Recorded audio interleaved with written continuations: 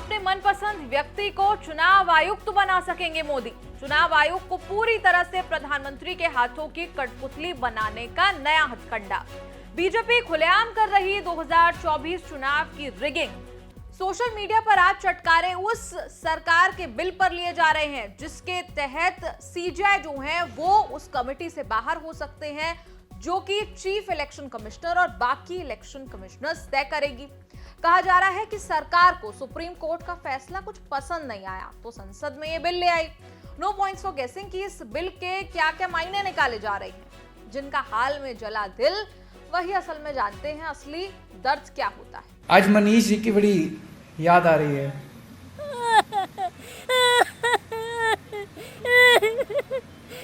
ये तो काहे नहीं खत्म होता। दिल्ली वाले सर ने कहा, मैंने तो पहले ही कहा था। प्रधानमंत्री जी देश के सुप्रीम कोर्ट को नहीं मानते। उनका संदेश साफ है, जो सुप्रीम कोर्ट का आदेश उन्हें पसंद नहीं आएगा वो संसद में कानून लाकर उसे पलट देंगे।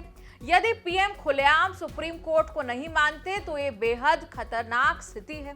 सर जी ने कहा कि सुप्रीम कोर्ट ने एक निष्पक्ष कमेटी बनाई थी जो निष्पक्ष चुनाव आयुक्तों का चयन करेगी। सुप्रीम कोर्ट के आदेश को पलटकर मोदी जी ने ऐसी कमेटी बनाई जो उनके कंट्रोल में होगी और जिससे वो अपने मनपसंद व्यक्ति को चुनाव आयुक्त बना सकेंगे। इससे चुनावों की निष्पक्षता प्रभावित होगी। केजरीवाल ने आगे लिखा, मोदी की इस चयन कमेटी में 2 बीजेपी के सदस्य होंगे और 1 कांग्रेस का। जाहिर है जो चुनाव आयुक्त चुने जाएंगे वो बीजेपी के वफादार होंगे। घर घर नाली घर घर गैस, जिसकी लाठी उसकी भैंस। इसके जवाब में बीजेपी के अमित मालविया ने सुप्रीम कोर्ट का जजमेंट हाईलाइट करके पोस्ट किया। कहा कि इस जजमेंट के हिसाब से सरकार का ये बिल लाना well with in its right है, यानी कुछ गलत नहीं है। Now sit down. बैठे, क्या हो रहा है? बैठे। आम आदमी पार्टी के सौरभ भारद्वाज तो प्रेस कॉन्फ्रेंस करने आ गए और कहा कि देश में एक संस्था तो बची थी, कम से कम उसे छोड़ देते। इन सब संस्थाओं के ऊपर सरकार के साथ काम करने का आरोप लगता रहा। एक ही संस्था इस देश में बची है, माननीय उच्चतम न्यायालय। आज देश की संसद में इस कानून को लाके प्रधानमंत्री जी ने यह भी साबित कर दिया कि उनको देश के मुख्य न्यायाधीश तक पे भरोसा नहीं है। उधर कांग्रेस की फायरब्रांड नेता सुप्रिया सुनेत ने छोड़ा तीर। कहा, चुनाव आयोग को पूरी तरह से प्रधानमंत्री के हाथों की कठपुतली बनाने का एक नया हथकंडा है। प्रधानमंत्री को अपनी पसंद का ही चुनाव आयुक्त क्यों चाहिए? प्यारी समझ गई। प्यारी समझ गई। कांग्रेस के केसी वेणुगोपाल ने भी ऐसे ही सवालों से बीजेपी को घेरा। It is totally unacceptable. Because what is the point of then? If election commission is become the department of Modi government, then what is the point? Actually, what this government is doing, they are sabotaging entire democratic values and principles of this country. इन्हीं के party के गोविंद सिंह दोतासरा ने कहा कि 24 के पहले ये चुनाव आयोग को तोता बनाने की तैयारी है। तृणमूल कांग्रेस के साकेत गोखले ने तो इसे 2024 के चुनाव की रिगिंग ही बता दिया, यानी चुनाव सेट है क्या?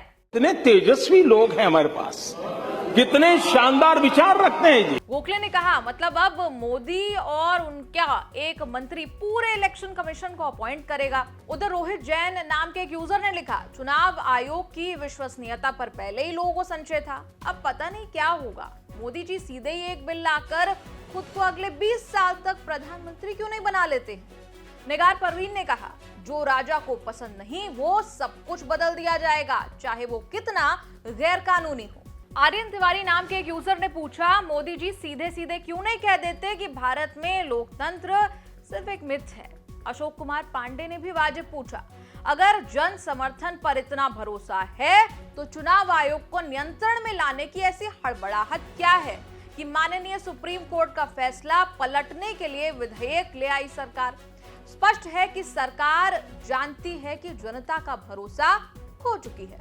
जैकी यादव ने तो ये कह दिया कि मोदी को डर है कि कोई चुनाव आयुक्त टीएन शेषन ना बन जाए। अब टीएन शेषन की ताकत का अंदाजा आप इन हेडलाइन से लगा लीजिए। मिराज हुसैन नाम के एक यूजर ने गजब सजेशन दिया। कहा कि केंद्रीय मंत्री को नियुक्ति पैनल में रखने से अच्छा है कि एक बड़े उद्योगपति को रख लिया जाए।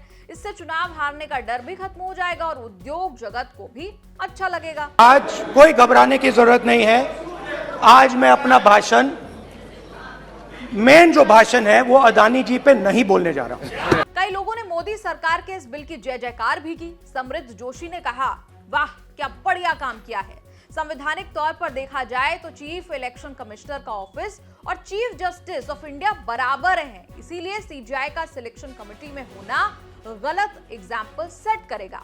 आपके लिए भी आज का सवाल कुछ ऐसा ही है जो साकेत गोखले ने भी कहा। क्या इस बिल को आप भी 2024 चुनाव की रिगिंग मानते हैं?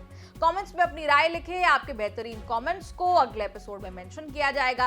अब इस एपिसोड पर विराम लगाने से पहले जरा कल पूछे गए सवाल पर आए कमेंट्स पढ़ देते हैं। ए खान नाम के यूजर ने लिखा, फ्लाइंग किस से दिक्कत है मैडम को, जो कि झूठ है, लेकिन मणिपुर की महिलाओं के साथ जो हुआ उससे कोई फर्क नहीं पड़ता। दूसरे यूजर ने लिखा, रावण का घमंड नहीं टिका तो मोदी का घमंड तो बस 8 महीना ही बचा है टूटने में। अगले यूजर ने लिखा, इनके दिमाग में ही बुराई है, स्मृति को लगता है कि वो हीरोइन है तो कहीं भी एक्टिंग शुरू कर सकती हैं। वैसे खैर ये तो रही मजाक की बात, और आप इस पर क्या सोचते हैं जरूर आपको, जैसा हम कह रहे हैं कि कमेंट्स में अपनी राय आज के सवाल पर आप जरूर लिखें, ताकि कल के एपिसोड में हम आपकी राय को शामिल कर सकें और पढ़ सकें, मेंशन कर सकें। देखते रहिए आप तब तक न्यूज़ तक।